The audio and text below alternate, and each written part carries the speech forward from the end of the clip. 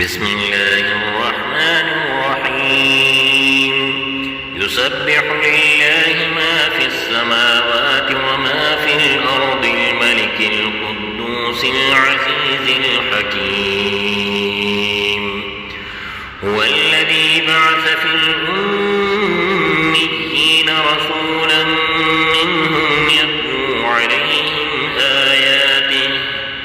ويزكيهم ويعلمهم الكتاب والحكمة وإن كانوا من قبل لفي ضلال مبين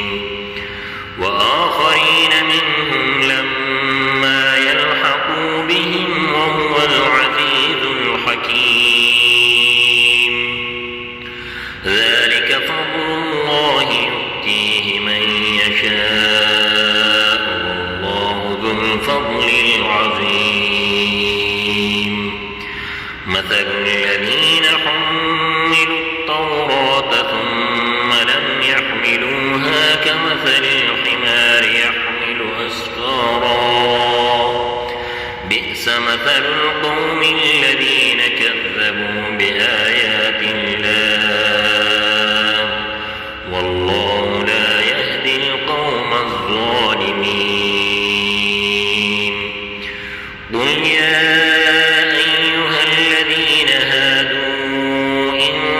زعمتم أنكم أولياء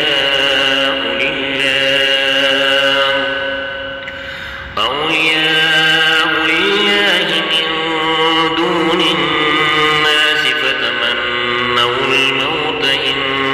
كنتم صادقين ولا يتمنونه أبدا بما قدمت أيديهم والله عليم بالظالمين قل إن الموت الذي تفرون منه فإنه ملاقيكم ثم تردون إلى عالم الغيب والشهادة فينبئكم بما كنتم تعملون يا أيها الذين آمنوا إذا نودي للصلاة من يوم الجمعة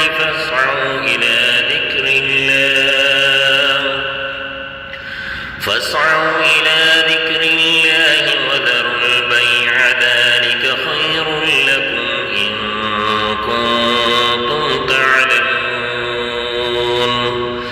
فإذا قضيت الصلاة فانتشروا في الأرض وابتغوا من فضل الله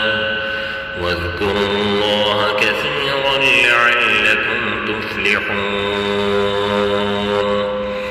وإذا رأوا تجارة أو لهوا انفضوا إليها وتركوك قائما قل ما عند الله خير من اللهو ومن التجارة